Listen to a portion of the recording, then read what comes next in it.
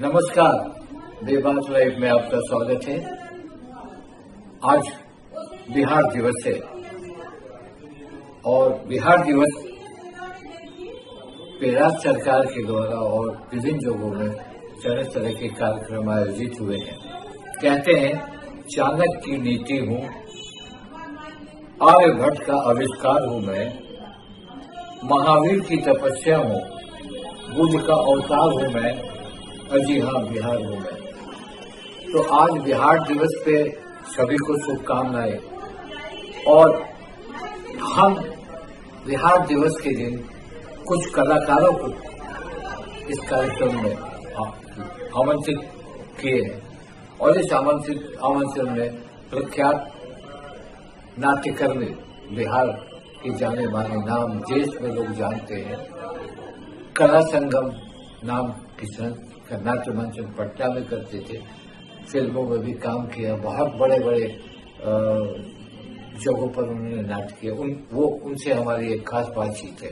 उसके बाद सुमन कुमार हैं जो दूरदर्शन, रेडियो के अलावा थिएटर के बड़े नाम, वो भी हमारे साथ हैं। रत्ना प्रकाश के भी नाम परिचय का मोहताज नहीं, वो भी आज हमसे जुड़ेंगी। और श्वेता सुमन जो भागलपुर में बहुत अच्छा काम कर रहे हैं, गंगा पे काम कर रही है, नाट्य रूपांतर, यानी एक वो भी हमारे साथ जुड़ेंगी। तो आज अब आप प्रोग्राम देख रहे हैं, तो हम शुरू करते हैं आज बिहार दिवस पर एक विशेष छोटी सी भेंट आपको, और आप इसको जरूर देखें, लाइक करें, कमेंट करें, सब्सक्राइब करें। नमस्कार। नमस्कार। बेबात लाइव में आपका स्वागत है। सतीश आनंद जी, कोई परिचय के मोहताज नहीं। बिहार और देश में नाटक और कला के क्षेत्र में इन्हें बहुत ही सम्मान भी मिला है और इन्होंने बहुत कुछ किया है। बिहार के आज के नौजवान, आज की पीढ़ी आपको हमेशा फॉलो करती है, आपको हमेशा याद करती है, और आज बिहार दिवस भी है। इस अवसर पर हम बिहार वासियों को धन्यवाद भी देते हैं और बधाई भी देते हैं। सतीश आनंद जी, हम सिर्फ आपसे सवाल करेंगे, चूंकि नाटक और मंच और फिल्मों का आपके पास एक विशाल अनुभव है, और वो अनुभव आज के नौजवानों के बीच कैसे आप बांटते हैं, कैसे आप समझाते हैं, और आज बिहार दिवस भी है, तो हम आपसे निवेदन करेंगे कि आप अपने बारे में, बिहार के कला के बारे में, और अभी जो बिहार में कला की स्थिति है उसके बारे में आप बताएं। उस पर मैं जरूर बात करना चाहूंगा। और जो काम मैंने शुरू किया था 1962 में पटना में, जिस तरह से उस समय तो मैं स्कूल का ही छात्र था और रंगमंच बहुत अच्छी स्थिति में नहीं था। भद्र परिवारों के लड़के लड़कियां नाटकों में हिस्सा नहीं लेना चाहते थे। ये मेरे लिए सबसे बड़ी उस समय समस्या थी और एक चैलेंज था कि मैं भद्र परिवारों को, भद्र लोगों को और लड़के लड़कियों को रंगमंच के साथ जोड़ सकूं, क्योंकि रंगमंच एक बहुत ही सुदृढ़ और सशक्त माध्यम है समाज को भी जानने का और अपने आप को भी जानने का। और इसके साथ साथ हम अपने इतिहास को भी जान पाते हैं, अपनी संस्कृति को भी जान पाते हैं, जो इसमें रंगमंच में अक्षुण्ण है। अब जिन कारणों से भी लोग पिटे हुए थे या लोग इसे पसंद नहीं करते थे, नाटक में काम करने वाले लोगों के बारे में गलत धारणाएं थी कि ये लोग चरित्रहीन होते हैं, ये अच्छे काम नहीं कर सकते, इसलिए इन्हें समाज से बहिष्कृत जैसा समझना चाहिए। हो सकता है कभी किसी काल में ऐसा कुछ रहा हो, लेकिन जब से मैंने काम करना शुरू किया और मेरी ये धारणा रही कि नहीं, रंगमंच एक बहुत ही सशक्त माध्यम है, अपने व्यक्तित्व का विकास भी होता है। जो इसमें काम करते हैं लड़के लड़कियां, उनका भी होता है, उनकी दृष्टि संपन्न होती है, सांस्कृतिक रूप से वो संपन्न होते हैं और समाज को वो एक नई दिशा भी देते हैं। जो रंगमंच का एक काम है वो उसका है समाज से जोड़ना, अगर हम नाट्य शास्त्र से इसको जोड़ने की कोशिश करें, नाट्य शास्त्र में जिस तरह से कहा गया है कि रंगमंच सिर्फ मनोरंजन नहीं है, मनोरंजन के साथ साथ शिक्षा है, उन मानवीय मूल्यों की रक्षा करना है जिससे मानवता अच्छी हो सके, मनुष्य अच्छा जीवन जी सके, अच्छा बन सके, उसके संस्कार अच्छे हो सके। तो रंगमंच का मूलतः काम तो ये था। और दूसरा साथ में ठीक है, उसका काम था कि मनोरंजन के साथ साथ है, सिर्फ मनोरंजन नहीं है। सिर्फ मनोरंजन की जब हम बात करते हैं तो फिर उसकी कोई सीमा नहीं रहती है कि वो अश्लीलता से ही आपका मनोरंजन होता है। तो वो अश्लीलता की तरफ जो लोग ले गए रंगमंच को, ये उनकी गलती थी। लेकिन रंगमंच अपने आप में एक बड़ी ही सुदृढ़ और भारतीय जीवन दर्शन को लेकर की गई एक धारणा और परिकल्पना थी। तो मैं तो इसी रूप में इससे जुड़ा और मैंने बहुत मेहनत की। करीब 20-25 वर्ष मुझे लग गए ये लोगों को समझाने में, अपने समाज में, बिहारी समाज में ये बताने के लिए कि हिंदी रंगमंच एक अच्छी जगह है जहाँ पे लड़के लड़कियां आए, एक स्वस्थ हिंदी रंगमंच हम लोग बनाएं। और उसकी दिशा में मैंने बहुत काम किया और उसमें मुझे काफी लोगों का, शुरू में तो लोगों ने काफी ऐतराज किया, काफी व्यवधान भी डाले, लेकिन धीरे धीरे जैसे जैसे हम नाटक करते गए, वो नाटक के दर्शक बनते गए, तो उन्हें लोगों को भी ये समझ में आया कि नाट्य साहित्य एक उच्च कोटि का साहित्य है। हिंदी या उपन्यास या कहानी और कविता से ये किसी भी तरह से कम नहीं है, बल्कि उससे ज्यादा गहरा कहीं ये प्रभाव नाट्य साहित्य समाज पर डालता है, लोगों पर डालता है। क्योंकि कहानी, कविता या उपन्यास आप अकेले में बैठ के पढ़ते हैं, लेकिन नाटक एक ऐसी चीज है जो जब वो मंच पर घटित हो रहा होता है तो पूरा समाज उसको मिल के बैठ के देखता है। उसमें हर तरह के लोग होते हैं, हर जाति के लोग होते हैं, हर धर्म के लोग होते हैं, और वो सारे के सारे एक समय में उस नाटक में जो कहा जा रहा है उसके साथ वो जुड़ते हैं। तो ये कितना बड़ा काम करता है ये नाट्य साहित्य और रंगमंच, ये समझने की जरूरत थी। और मुझे इस बात की खुशी है कि मेरी संस्था कला संगम इस काम को कर सकी और लोगों को हम लोग जोड़ पाए, और उस माध्यम से बहुत से लड़के लड़कियां जुड़े। और फिर हमने यही नहीं कि पटना में ही हमने अपने आप को, कला संगम ने अपनी गतिविधियों को सीमित रखा, हम पूरे भारतवर्ष में नाटकों को लेके गए और हमने नाटकों को वहाँ प्रदर्शित किया, बिहार की रंग कला को विकसित किया, और लोगों ने ये माना कि हाँ, बिहार में एक बहुत ही अच्छा और स्वस्थ रंगमंच है जो कला संगम काम कर रही है। और उसके जितने भी कलाकार हैं उन्होंने बहुत मेहनत की, सबने बहुत मेहनत की और एक अच्छा वातावरण हमने तैयार किया। और ये बड़ी खुशी की बात है कि हमारे काम को देख के बहुत सी संस्थाएं नई उन्होंने काम करना शुरू किया। जो बहुत सारे ऐसे लड़के लड़कियां थे जो कला संगम में जिन्होंने सीखा, फिर उन्होंने अपनी संस्थाएं बनाई और फिर अपनी संस्थाओं के माध्यम से वो इस काम को आगे बढ़ाते रहे। क्योंकि मेरा ऐसा मानना है कि सिर्फ एक संस्था या एक व्यक्ति इस काम को नहीं कर सकता, ये एक सामाजिक, आप ये कहें कि सेवा है, सामाजिक धर्म है, राष्ट्रीय धर्म है। इसलिए उसको जितने ज्यादा से ज्यादा लोग इससे जुड़ सकेंगे तो रंगमंच का कल्याण होगा और रंगमंच समृद्ध होगा। हम अपनी सांस्कृतिक परंपरा को पहचान पाएंगे, उससे जुड़ पाएंगे, अपने जीवन को समृद्ध कर सकेंगे, हमारी दृष्टि संपन्न होगी। तो ये मैं मानता था। तो इस आधार पर बहुत से, सिर्फ पटना में ही नहीं, फिर पटना के आसपास हमारे जितने शहर हैं बिहार में, उनमें फिर ये चीज बड़ी विकसित हुई और आज ये बड़ी खुशी की बात है। मैं इस बात को, आपको हम लोगों ने पटना में देखा, आपके साथ जिया, आपके नाटकों को देखा, आपकी मेहनत और आपके लगन को भी देखा। बिहार में पोटेंशियल बहुत रहा है। आपको, जैसे मैं फिल्म लाइन की बात करूंगा तो शत्रुघ्न सिन्हा अपने बल पर आए, मनोज बाजपेयी है, शेखर सुमन है, ऐसे बहुत सारे लोग हैं जो मानचित्र पर देश के पैमाने पर उन लोगों ने अपनी पहचान। सरकार को चाहिए कि एक ऐसी मजबूत संरचना बनाए ताकि हमारे जो कलाकार हैं वो भटके नहीं, वो यहीं से टेक ऑफ करें। बिल्कुल बिल्कुल, मैं ऐसा ऐसा मानता हूं, और बिहार में प्रतिभाओं की कमी नहीं है।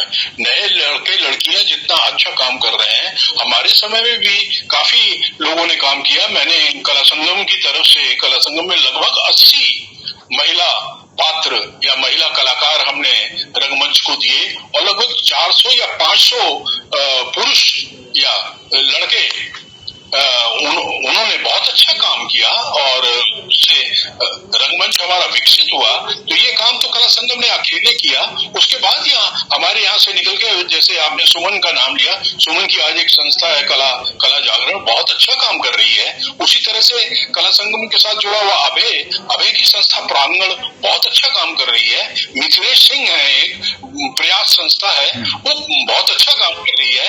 ये तो मेरे समय के लोग हैं जिन्होंने मेरे साथ काम किया या मेरे समय में काम किया। और जो अब नए लड़के निकल के आ रहे हैं, रणधीर बहुत अच्छा काम कर रहा है पटना में, आपका पुंज प्रकाश बहुत अच्छा काम कर रहा है, रविकांत एक है बहुत अच्छा काम कर रहा है, हज्जू बहुत अच्छा काम कर रहा है, विजेंद्र टांक बहुत अच्छा काम कर रहा है, रसराज बहुत अच्छा काम कर रहा है। ऐसे बहुत सारे, अब ये रवि मुकुल गिलकारी संस्था है उसकी, और उसने जो बच्चों में एक नए तरह का जोश पैदा किया है।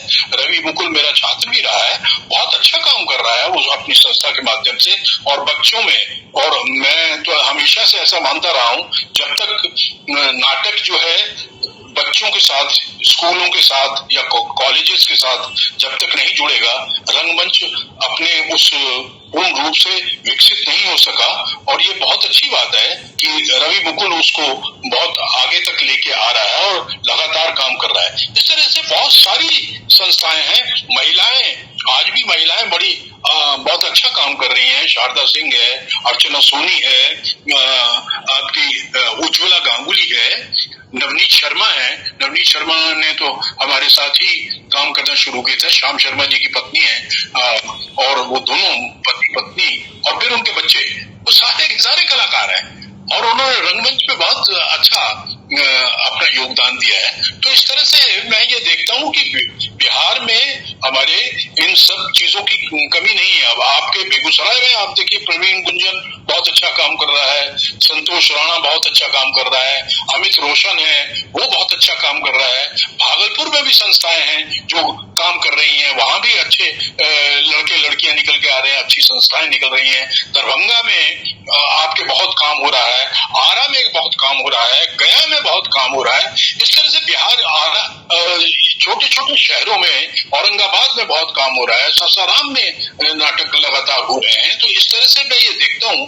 अब रांची तो चूंकि बिहार से अलग हो गया, रांची में भी बहुत समृद्ध अभी रंग परंपरा हो गई है, लगातार काम हो रहा है। तो मैं ये देख रहा हूँ कि बिहार में हमारे जो नए लड़के लड़कियां हैं, वो बहुत प्रतिभाशाली हैं और बहुत अच्छा काम कर रहे हैं। कुछ हैं जो अपने आप को, पुराने जो काम कर रहे हैं वो अपने आप को रिपीट भी कर रहे हैं, लेकिन ठीक है, वो जितना कर सकते थे उन्होंने कर दिया। अब लेकिन जो नई एक पौध हमारे सामने आ रही है ना, उसको देख के बहुत भविष्य के प्रति हमें बड़ा संतोष होता है, मुझे खास करके, कि हमारी जो, अब आप उसे वो मेरी लीगेसी कहते हैं या कहें कि जो काम मैं कर रहा था, उस काम को ये सब आगे बढ़ा रहे हैं, एक विस्तार मिल रहा है। तो मैं तो अभी जिस तरह से बिहार का रंगमंच अपने जिस रूप में है, उससे मुझे बड़ा संतोष होता है कि बहुत अच्छा काम हमारे बच्चे, हमारे जो युवा कलाकार, रंगकर्मी हैं, लड़कियां हैं, लड़के हैं, और बहुत तन्मयता के साथ काम कर रहे हैं और विकसित हो रहा है हमारा बिहार का ये सांस्कृतिक परिदृश्य नाटक को खास करके लेके। आज के डेट में आपके सिर्फ पटना में ही सिर्फ 25 रेपेटरी कंपनी है। अब ये कभी सोचा ही नहीं जा सकता था। तो आप ये देखिए, अगर 25 रेपेटरी कंपनियां हैं, तो अगर 10-10 कलाकार भी एक के साथ है तो 250 हमारे पास इस तरह के कलाकार हैं। आपके खगोल में बहुत काम हो रहा है, खगोल की 3-4 संस्थाएं हैं, सूत्रधार है, और मुझे नाम याद आ नहीं रहे हैं, लेकिन वो बहुत अच्छा काम करते हैं और उन्होंने लगातार वो काम कर रहे हैं। ऐसा नहीं है कि एक आध नाटक किया हो कभी हुआ, अब लगातार काम हो रहा है बिहार में। ये एक बहुत बड़ी आशा की तरफ हमें ले जाता है। हमारा रंगमंच समृद्ध है, और आज खास करके चूंकि बिहार दिवस है, इस पर मैं बहुत सारी शुभकामनाएं अपने सारे रंगकर्मी मित्रों को, साथियों को, दोस्तों को देना चाहता हूं कि हम लोग इसी तरह से इसमें लगे रहें, जुड़े रहें। अभी बहुत आगे जाना है, अभी तो ये यात्रा शुरू हुई है, हम इसे लक्ष्य नहीं मान लें, लक्ष्य भी बहुत दूर है, तो वहां तक पहुंचने में मुझे लगता है समय लगेगा और मेहनत की भी जरूरत है और नए लोगों को जोड़ने की भी जरूरत है, ताकि रंगमंच एक समृद्ध और बिहार का नाम हम इसमें रोशन कर सकें। बिहार का नाम रोशन तो पहले से साहित्य में रहा ही है, राजनीति में भी रहा है, हर तरह से रहा है, और सांस्कृतिक रूप से हमारा रंगमंच उतना समृद्ध हो। आज बिहार को पूरे भारतीय रंगमंच के मानचित्र पर कोई इग्नोर नहीं कर सकता है, क्योंकि बिहार ने बहुत काम किया है और लगातार सक्रिय है। ये एक बहुत अच्छी बात है। दूसरे प्रदेशों की तरह बिहार में भी रंगमंच लगातार हो रहा है और अच्छे स्तर का हो रहा है, ये सबसे अच्छी बात है। अब अंत में मैं आपको कहूंगा कि बिहार के नौजवान कलाकारों और बिहार दिवस पर कोई संदेश संक्षिप्त में आप दें। मैं समझा नहीं क्या पूछ रहे हो आप, क्या पूछ रहे हैं? मुझे स्पष्ट सुनाई नहीं पड़ा। बिहार के नौजवान कलाकारों को क्या संदेश देना चाहेंगे और बिहार दिवस पर आप क्या कहना चाहेंगे? जो मेरे रंगमंच में जो मित्र आना चाहते हैं, जो भी नए लड़के लड़कियां आना चाहते हैं, आज चूंकि बहुत सारे ऑप्शंस हैं हमारे सामने कि फिल्म भी है और टेलीविजन भी है, फिर ये डिजिटल प्लेटफॉर्म हो गया। कोरोना के समय में तो ठीक था कि हमारे सारे रंगकर्मी लड़के लड़कियां डिजिटल प्लेटफॉर्म पर काफी आए और उन्होंने कई तरह के नए प्रयोग करने शुरू किए। आप अगर डिजिटल प्लेटफॉर्म में जाते हैं तो वो एक दूसरा माध्यम है, वो रंगमंच नहीं है। रंगमंच का मतलब ये है कि जहां दर्शक और प्रस्तुतकर्ता जो है वो आमने सामने होते हैं, वो एक हॉल में होता है, वो वैसी स्थिति में ही हम उसे रंगमंच मानते हैं। बाकी ये जो आप डिजिटल प्लेटफॉर्म पर आते हैं तो ये आपका कैमरे का माध्यम हो गया, इसके लिए दूसरी तरह की निपुणता की जरूरत है। अगर आप उसमें जाना चाहते हैं तो फिर वो निपुणता आपको प्राप्त करनी पड़ेगी। लेकिन जहां तक तैयारी की बात है, समझदारी की बात है और रंगमंच को और विकसित करना है, तो शॉर्टकट नहीं है, इसमें बहुत मेहनत की जरूरत है। ये थोड़ा सा को ध्यान देना पड़ेगा कि हम इसमें मेहनत करें और शॉर्टकट नहीं ढूंढें। एक अभिनेता को कोई पात्र में जाने के लिए अपने से बाहर निकलकर दूसरे पात्र में जाने के लिए समय लगता है, उसमें अभ्यास की जरूरत पड़ती है, एक साधना की जरूरत होती है। नाट्य शास्त्र में जब उनसे पूछा गया कि ये जो अभिनेता अभिनेत्रियां हैं ये कौन इसको कर सकते हैं, तो कहा गया कि जो ऋषि मानस है, ऋषि लोग अभिनेता का अभिनय अच्छा कर सकते हैं। ऋषि का मतलब क्या है? ऋषि का मतलब यह है जो साधना कर सके, जो एकाग्रता से किसी चीज को प्राप्त करने की कोशिश कर सके, जिसके अंदर ये ऐसा अभ्यास हो।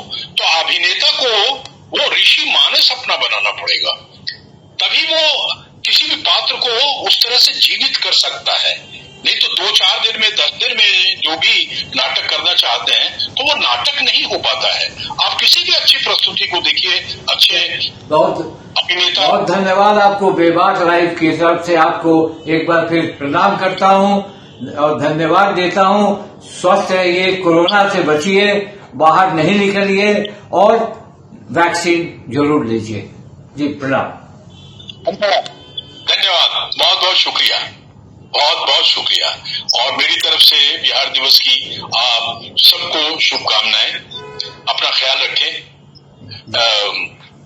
मास्क लगाएं और सैनिटाइजर का इस्तेमाल करें, 2 मीटर की दूरी बनाकर रखें।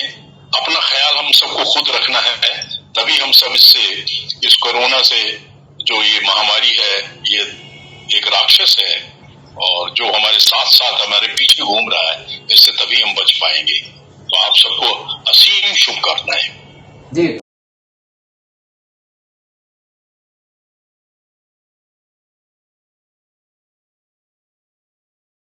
बेबाक लाइव में स्वागत है आप सबों का। आज बिहार दिवस है और बिहार दिवस में बहुत लोग हमारे इस प्रोग्राम से जुड़े हैं। अभी जिस शख्सियत से मैं बात करने वाला हूँ उनका वो परिचय के मोहताज नहीं है। उनका नाम है रत्ना पुरकाष्ठा, जो एक बहुत ही लोकप्रिय नाम है बिहार का, और बहुत कम उम्र से इन्होंने ये काम शुरू किया। उस समय जब थिएटर में लोग नहीं जाते थे, तब से इन्होंने थिएटर में काम किया।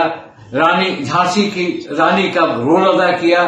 चतुर्भुज जैसे कहानीकार और डायरेक्टर के साथ इन्होंने काम किया। सतीश आनंद के ये में काम किया, और ये दूरदर्शन की डायरेक्टर होकर रिटायर की। दूरदर्शन की डायरेक्टर होकर रिटायर की। आज वो खुद बताएंगे कि उन्होंने ये सफर कैसे किया, और आज बिहार दिवस है। बिहार दिवस में युवाओं को ये क्या संदेश देना चाहती हैं, और युवा कलाकारों को क्या संदेश देना चाहती हैं। रत्ना जी, आप बताएं। बहुत बहुत धन्यवाद दीपक जी, और सभी मित्रों को सबसे पहले मैं धन्यवाद देना चाहूंगी कि दीपक जी के कारण मैं आज आपके सामने उपस्थित हूँ। और ये एक बहुत ही आज जो बढ़िया दिन है उसमें उन्होंने मुझे अपने बातों को आपके सामने रखने की जगह दी है और मौका दिया है। तो बेबाक बात मैं जरूर आप लोगों से करना चाहूंगी, क्योंकि हम दोनों, दीपक जी और मैं, दीपक जी कुछ सीनियर है मुझसे, लेकिन हम लोग संघर्ष के दिनों के मित्र हैं। और जो संघर्ष के दिनों के मित्र होते हैं तो उनका अपना एक बड़ा मतलब जिसको होता है कि मूल्य होता है। मूल्य मैं इसलिए बोल रही हूँ क्योंकि वो एक साझा जो उनका सुख और दुख होता है उसको लेकर जिंदगी में चलते हैं। और शायद हम लोग अपनी यात्रा जो है यहाँ तक की जो की है साझा की है, जिसके कारण आज भी उनको भी देख रहे होंगे आप कि चिरयुवा दिख रहे हैं, और मैं तो हूँ ही। तो मैं ये बताना चाहूंगी आप लोगों को कि आज बिहार दिवस है, और इस दिन बिहार की जो लोक परंपरा, लोक साहित्य, लोक कला, इन सारी चीजों के कारण जो बिहार को जाना जाता है या पहचाना जाता है या माना जाता है, उसके एक के रेस के बराबर मैं भी हूँ, क्योंकि मैं कलाकार हूँ। और मैं हमेशा कहती हूँ कलाकार जो होता है वो किसी भी बाउंड्री के अंदर बंद नहीं होता है। ना उसका कहीं पे भाषा की जरूरत है, ना उसकी बोली की जरूरत है, ना उसके जाति की पहचान की जरूरत है, ना उसके जिसको कहा जाए कि आप किस व्यक्तित्व के हैं उसकी जरूरत है। उसके अंदर में एक जो सबसे बहुमूल्य चीज होती है वो है उसका अपना एक मिट्टी से जुड़ा हुआ जो आपके अंदर में खुशबू होती है, उसके द्वारा वो पहचाना जाता है। मैं आपको ये बताना चाहूंगी, बहुत कम लोग जानते हैं कि मैं थिएटर आर्टिस्ट रही हूँ, और मैं बिहार की पहली और मतलब जिसको कहा जाए उसके बाद कोई भी लड़की को ये सेंट्रल स्कॉलरशिप नहीं मिला। मानव संसाधन विकास की ओर से, दिल्ली की ओर से मेरा चुनाव हुआ था थिएटर एक्टिंग के लिए 1981, 82, 83 2 वर्षों का ये चुनाव होता है, जिसमें पूरे भारतवर्ष से एप्लीकेशन लिया जाता था और उसमें आप बुलाए जाते थे और एनएसडी में आपका वहां जाके इंटरव्यू होता था, रिटन एग्जाम होता था। और मैं उस समय कॉलेज की छात्रा थी और मेरा उसमें मैं जा गई और मैं एक छोटे से कस्बे, मैंने पटना से थोड़ी दूर 14 किलोमीटर दूर दानापुर एक छोटा सा कस्बा उस समय हुआ करता था, मैं वहां रहती थी और वहां से मेरी जर्नी शुरू हुई और मैं नेशनल लेवल के कलाकार के रूप में जानी पहचानी गई। और इस परिचय जो थिएटर से मुझे परिचय कराया, आज वो हमारे बीच है नहीं, स्वर्गीय चतुर्भुज जी। मैं बाल कलाकार के रूप में आती थी ऑल इंडिया रेडियो आकाशवाणी में, और चतुर्भुज जी मुझे पता नहीं, कहते ना कि कलाकार ही कलाकार को समझ पाता है। वो बहुत अच्छे ऐतिहासिक नाटककार, लेखक उस समय का, और आकाशवाणी में वो कार्यक्रम करते थे और वहां पदस्थापित थे, ऐसे प्रोग्राम ऑफिसर वो थे। वो जब देखे मेरे अंदर की शायद प्रतिभा, उन्होंने मेरे बचपन में ही देखा। उसके बाद मैं वहां पे कैजुअल अनाउंसर रही और उनके संस्था थे मगध कलाकार, उसमें उन्होंने मुझे कहा कि अरे तुम्हारे अंदर तो बहुत अच्छी प्रतिभा है, तो तुम नाटक करो। उस समय नाटक में महिलाओं का आना एक बहुत बड़ा स्टिग्मा होता था ना, परिवार के लोग चाहते थे, क्योंकि हम लोग के लोअर मध्यम वर्गीय परिवार से मैं बिलोंग करती हूँ, उस समय करती थी। तो उस समय क्या होता था कि परिवार के लोग चाहते नहीं थे कि उनके घर की लड़की जो है वो थिएटर में जाए, नाटक में जाए, क्योंकि उसको बहुत ही खराब नजरों से देखा जाता था। और मुझे लगता है कि आप निश्चित रूप से दीपक जी मेरी बात से सहमत होंगे कि बहुत चुनी हुई महिलाएं, लड़कियां उस समय थिएटर करती थी। मतलब नाम अगर मैं गिनूं तो मुझसे सीनियर कुछ महिलाएं थी जो मुझे आज भी याद है। विनीता श्रीवास्तव, वो तो कॉलेज की प्रोफेसर थी। श्रुति आनंद या इसमें हिंदुस्तान टाइम्स में काम करती थी, वो थी। फिर ज्योतिमय श्रीवास्तव थी, सविता श्रीवास्तव थी, ये लोग कुछ नाम थे। देवयानी चौधरी थी, ये लोग नाम थी। उसके सामने मैं तो उसमें छोटी बच्ची थी। तो उसमें मगध कलाकार में मुझे उन्होंने बुलाया और मुझे कहा कि पाटलिपुत्र का राजकुमार एक उनके नाटक था, उसमें छोटा सा रोल मुझे दिया गया। और मुझे याद है कि उस रिहर्सल में चूंकि सभी सीनियर थे, मैं कर नहीं पाती थी। मुझे अंदर से लगता था कि ये लोग तो इतने सीनियर कलाकार हैं, मैं क्या करूं। आज के जो नौजवान होते हैं वो तुरंत में टेक ऑफ करने की बात सोचते हैं कि टेक ऑफ तुरंत हो जाए। हमने आपको देखा है, बहुत लंबे समय से आपको देखा है कि आपने बहुत छोटी सी शुरुआत की थी और बहुत संघर्ष किया था, अंत में आपको आपकी मंजिल मिली। तो 2 लाइन नौजवानों को ये बताते हुए कि आदमी को धैर्य, आदमी को हिम्मत रखने से उसकी मंजिल दूर जरूर होती है, मगर मंजिल तक वो पहुंचता है जैसे आप पहुंची। आपके बारे में थोड़ा वो बता दें आप 2 मिनट। जी दीपक जी, आप ठीक बोल रहे हैं कि हम लोग जो जितने स्कूल से पढ़ाई किए, आप और हम, मैंने स्कूल में इसलिए बोल रही हूँ कि आप और मैं, ठीक है मैं थिएटर से जुड़ी, उसके बाद तो मैं मीडिया में काम करने लगी। आप उस समय आज पत्रिका में थे, तो हम लोग अपने लिए एक आइडियल गुरु मानते थे। जैसे आप स्पोर्ट्स के थे तो आपको हम लोग ने देखा कि किस तरीके से छोटी छोटी चीजों को आप लिखते थे, पढ़ते थे, उस पर शोध करते थे, उस पर बैठ के विचार करते थे। उस समय ना सोशल मीडिया था और ना इतने बड़े एप्स थे, लेकिन एक दूसरे से हम लोग बातचीत करके समझने की कोशिश करते थे। हमें हमेशा ये लगता था कि मेरे पास जो चीजें बहुत कम है, हमारे सामने जो बैठा हुआ व्यक्ति है वो बहुत जानकार है, उससे ज्यादा कम समय में कितनी सारी चीजें हम ले सके और उसको गुरु माने।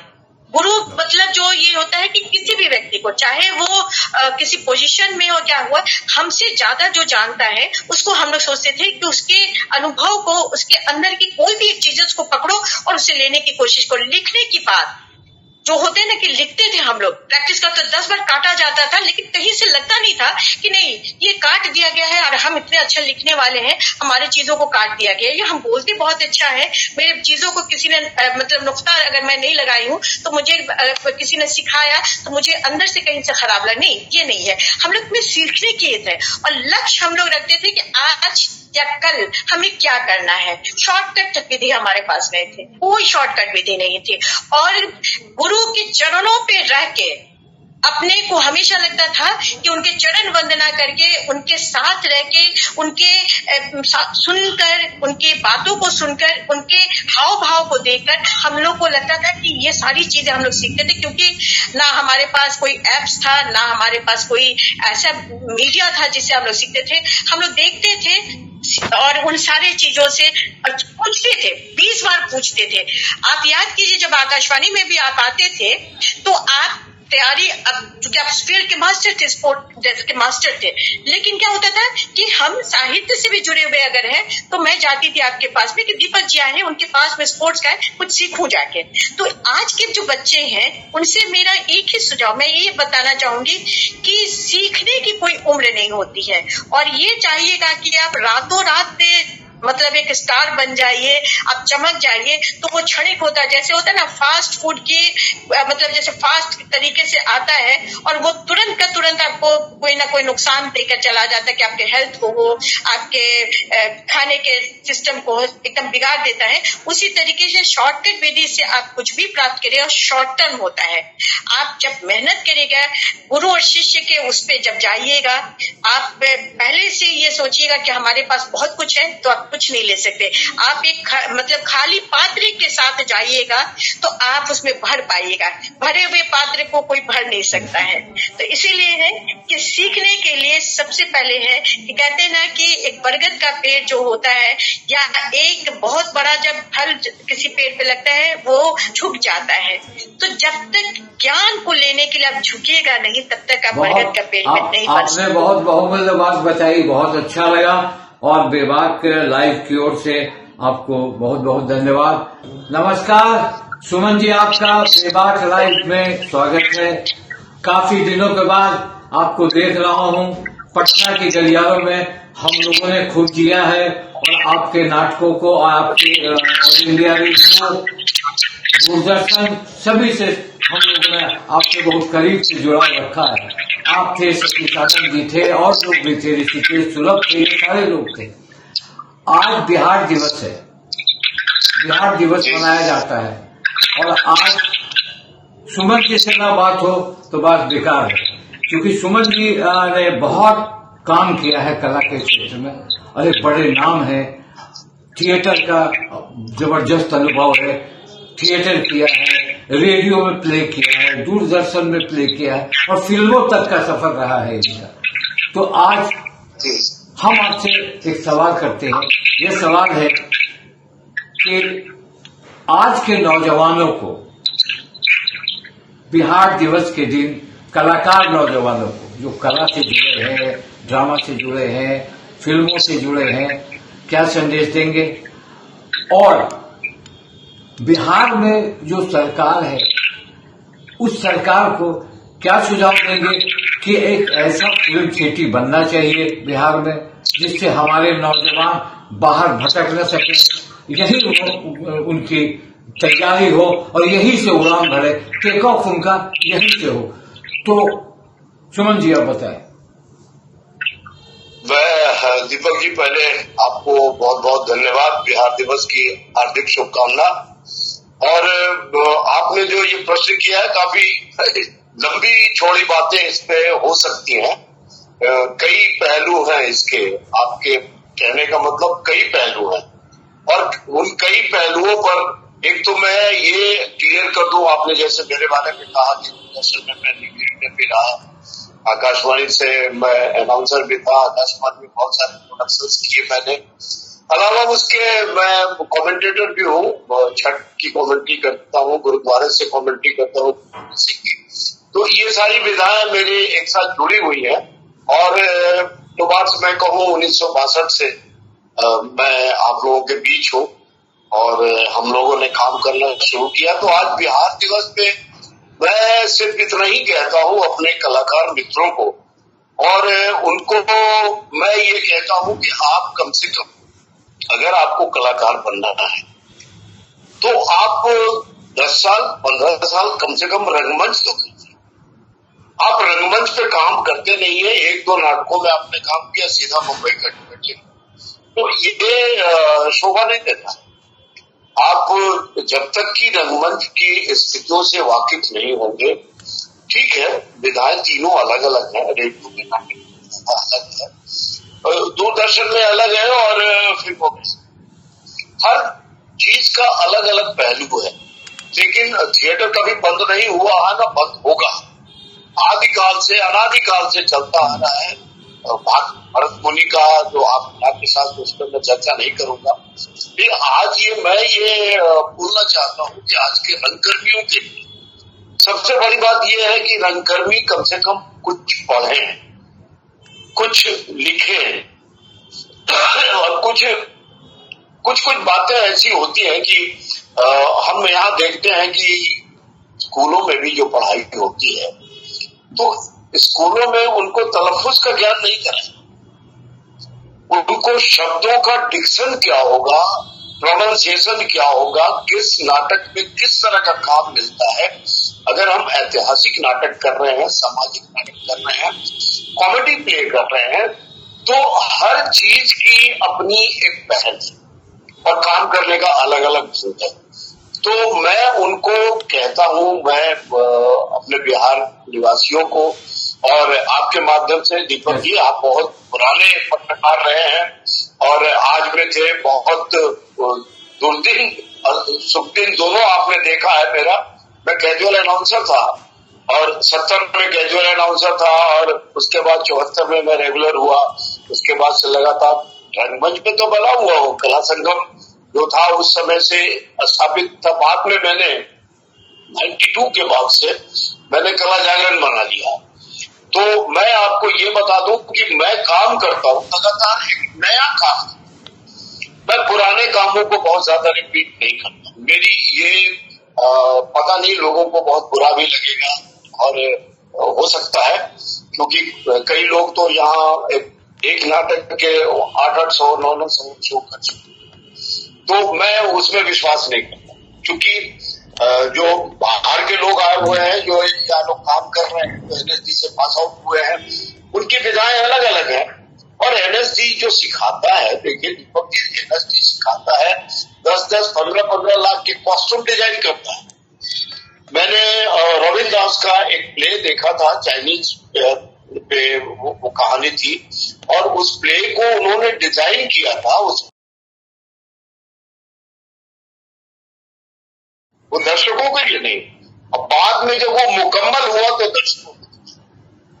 तो इतनी परिपक्वता तो हम उम्मीद करते हैं कि होनी चाहिए कलाकार में, और उतना स्ट्रेन, रात भर काम करना।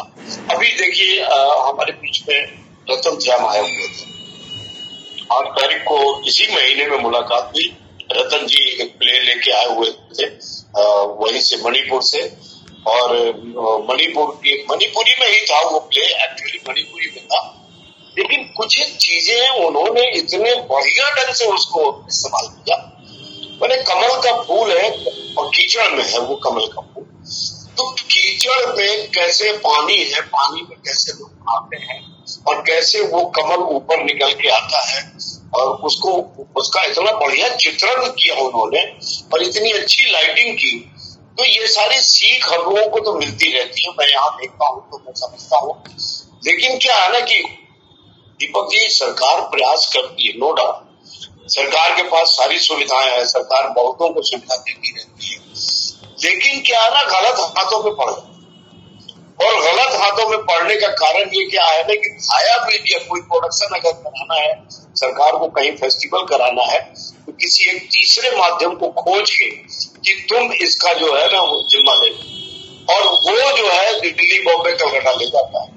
तो आप सोचिए कि उसमें कलाकारों को क्या फायदा। आज रतन जी से मेरी बात भी हुई थी, इससे पहले भी मैंने कहा, बहुत बड़े चीज है, वो लीजेंड है थिएटर के फील्ड में। उनसे मैंने कहा कि देखिए सर, कलाकारों के लिए कम से कम एक योजना तो बननी चाहिए कि स्कूलों में उनको शिक्षक की बहाली की जाए, वो शिक्षण दे सके। तो शायद जो अगर कलाकार जाके किसी स्कूल में पढ़ाएगा, तो मैं समझता हूँ कि कलाकार जो शिक्षित है, पढ़ा लिखा है, जिसने डिक्शन का नॉलेज किया है, जिन लोगों ने काम किया है इस पर, वो सारे लोग ढंग से पढ़ा सकते हैं। मैं एक बार एक की घटना बता, आपके भागलपुर की मैं आपका नवयुग विद्यालय है भागलपुर, मैंने 1 महीना नवयुग विद्यालय में बच्चों के साथ थिएटर वर्कशॉप किया, 1 महीने तक। और उस 1 महीने में मैंने देखा कि सारे बच्चे सारी अशुद्धियां हैं उनमें। वहां भाई निरंजन जी थे, आप उनका नाम सुन चुके हो, हिंदी के टीचर थे। उन्होंने हमको कहा कि आप इन लोगों को तो 50-60 लड़के एक बार आ जाते थे, और उनको मैं उसका जितना भी जो भी मेरे पास जानकारी थी, मैंने उनको पढ़ाया, उनको शब्दों को पढ़ाया। और उसके बाद वहां बरगद का शाप, एक श्याम मोहन अस्थाना का लिखा हुआ नाटक था, उन्हीं बच्चों से मैंने कराया, तो बहुत सक्सेसफुल हुआ, बहुत खुश हुए बच्चे। तो ये क्या है ना कि जब तक कि आप शिक्षक बहाल नहीं करते, ये हमेशा मैं कहता रहता, यहाँ राष्ट्रीय नाट्य विद्यालय की तरफ सब लोग मुंह आकर देखते रहते। यहाँ से हमारे एनर्जी के पास आउट संजय उपाध्याय जाके भोपाल में रंगमंदिर के निर्देशन करते हैं, लेकिन क्या है कि हमारे पटना में नहीं। पटना में रंगमंडल, पटना में अगर स्कूल बनाया जाए राष्ट्रीय नाट्य विद्यालय एनएसडी के तर्ज पर, अगर यहाँ एक स्कूल बनाया जाए तो यहाँ के बच्चे बढ़िया से शिक्षित होते हैं। जी बोलिए, अब बोलिए सर, दीपक जी कुछ कहना चाह रहे हैं आप? आपने बहुत सी जानकारी अच्छी दी और मैं ये चाहूंगा कि अब आप बिहार दिवस की शुभकामनाएं हमारे राज्य के नौजवान कलाकारों को दें और राज्य सरकार को संक्षिप्त में सुझाव दें। देखिए सर, बिहार दिवस की शुभकामनाएं तो मैं सारे कलाकारों के लिए ये खुश रहें और काम करते रहें।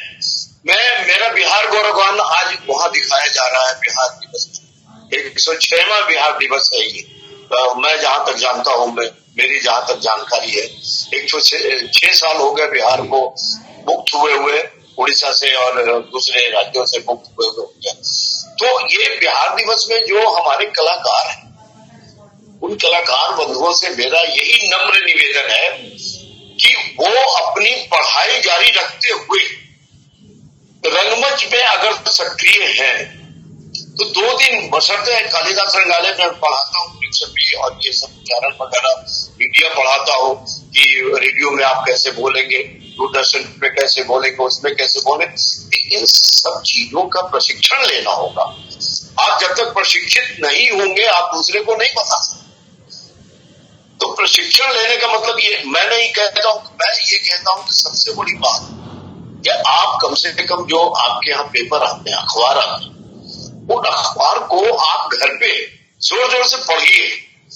उसमें आपको ये पता चले कि आप नुस्खा कहाँ लगा रहे हैं, कौन सा शब्द कैसे बोला जाता है, शाम बोलिएगा या शाम बोलिएगा। तो नमस्कार, मैं श्वेता सुमन, निदेशक कृष्णा कला एंड कला केंद्र भागलपुर। आज बिहार दिवस के अवसर पर आप सबको हार्दिक शुभकामनाएं देती हूँ। सारे जगत में उड़े पताका, जय बिहार तुम्हें नमन हमारा। इस मिट्टी की गौरव गाथा फिर से वापस लानी है, जो गौरव इतिहास बन चुका फिर उसको दोहरानी है। आज बिहार के बारे में कहते हुए गर्व हो रहा है कि मानव सभ्यता के आरंभ से बिहार का अस्तित्व है और किसी जमाने में, किसी काल में ये सबसे शक्तिशाली केंद्र हुआ करता था और सबसे बड़ा शिक्षा और संस्कृति का केंद्र हुआ करता था। ये था शब्द काफी पीड़ा दे रहा है। आखिर हमने इस गौरव को कहाँ खो दिया? क्या कमी रह गई? कहाँ चूक हो गई? ये बहुत ही सोचनीय विषय है। आज मैं अपना छोटा सा अनुभव जाहिर करूंगी। मैं अभी कोटा राजस्थान में हूँ और कश्मीर के एक व्यक्ति, एक अभिभावक ने जब बात की और मुझसे कहा कि सारे ब्यूरोक्रेट्स जो हैं वो बिहार के हैं, बिहार में बड़े आईएएस आईपीएस होते हैं और काफी बड़े बड़े जगहों पर हैं। तो ये गौरव जो हम बिहारी पूरे देश दुनिया में फैला रहे हैं, तो ये सुनकर काफी अच्छा लगता है। लेकिन दुख तकलीफ तब होती है जब हम अपने राज्य में रहकर उन चीजों को नहीं जी पाते। बच्चों को शिक्षा के लिए कोसों दूर पलायन करना पड़ता है। कला संस्कृति के लिए, कला संस्कृति भी कहीं ना कहीं सिसक रही है, उसे उचित मान सम्मान नहीं है। कला संस्कृति किसी भी समाज की रीढ़ है। हम शिक्षा और कला संस्कृति के बिना किसी समाज की, किसी संभ्रांत समाज की परिकल्पना नहीं कर सकते। तो बिहार के गौरव के लिए ये जो 2 स्तंभ हैं, इसे मजबूत करना हमारा दायित्व है और सरकार और जो भी सहयोगी संगठन है उनसे अनुरोध है कि बिहार की शिक्षा, कला, संस्कृति, प्रतिभा सबको अपने ही राज्य में उचित स्थान, सम्मान, प्रोत्साहन मिले, तभी लोग अपने राज्य से जुड़े रहेंगे और आने वाले भविष्य में जो नई पीढ़ी है उसे कुछ अच्छा दे पाएंगे। हमारे पास हर वो चीज है, हर वो संभावनाएं हैं, सब कुछ है, तो कमी कहाँ रह जाती है, चूक कहाँ हो जाती है। तो इस बात का मंथन, चिंतन करना होगा और हम सभी बिहारियों को एकजुट होकर अपने अंग प्रदेश मगध, वैशाली और पाटलिपुत्र, जो भी ये प्राचीन नाम जो केंद्र थे, जो अपने नाम, जिनके नाम का डंका पूरे विश्व में बजता था, आज जरूरत है उस गौरव को वापस लाने की। तो मैं अनुरोध करती हूँ, मैं भी एक सांस्कृतिक कर्मी हूँ और शिक्षिका हूँ, प्राचार्य हूँ। मैंने देखा है नजदीक से कि कैसे संभावनाएं नहीं होने पर जो प्रतिभा है वो टूट जाती है, दूर तक नहीं चल पाती। तो इन प्रतिभाओं को, इन कला संस्कृति को, लोक कलाओं को जिंदा रखने के लिए सरकार से अनुरोध है कि उसके लिए उचित कला संस्कृति बिना प्रस्तुति के संभव नहीं। तो हर टाउन में, हर जगह उचित ऑडिटोरियम, कलाकारों के रिहर्सल के लिए, कलाकारों के अभ्यास के लिए उचित स्थान और उसके रख रखाव, ताकि उन्हें इन चीजों को जीने में आसानी हो और वो ज्यादा से ज्यादा रचनात्मक कार्य कर सकेंगे। हमारा समाज जितना रचनात्मक होगा उतनी ही नकारात्मकता समाज से जाएगी और हम समृद्ध बनेंगे, क्योंकि जब हम ब्रेन से यानी दिमाग से रचनात्मक रहेंगे तो नकारात्मक बातें हमें छू भी नहीं पाएंगी। ये बहुत जरूरी है कि हम सकारात्मक, रचनात्मक कार्यों से जुड़े रहें। सांस्कृतिक कला संस्कृति के लिए ये बहुत ही आवश्यक कड़ी है जिसे हमें जिंदा रखना है। तो मेरा अनुरोध है कि बिहार में कला संस्कृति के लिए उचित सम्मान, उचित संसाधन, या वो फिल्म सिटी के रूप में हो या नाट्य संस्थानों के रूप में हो, ऑडिटोरियम के रूप में हो, ये सारे चीजों की व्यवस्थाएं हो ताकि जो आने वाली पीढ़ी है वो भ्रमित ना हो, वो संस्कृति से जुड़े। आज जो हवा कला संस्कृति या अपसंस्कृति की बही है, एक पूरा ही कंफ्यूज्ड समाज, पीढ़ी दिखती है। तो उस पीढ़ी को संभालना, उसे सही रास्ते पे लाना, सही शिक्षा और संस्कृति से जोड़ना हम लोगों का दायित्व है। और ये अवसर है, अवसर रहते अगर हम अब नहीं जागे तो भविष्य हमें कोसेगा और हमारी नई पीढ़ी हमसे पूछेंगी कि हमने बिहार के लिए क्या किया।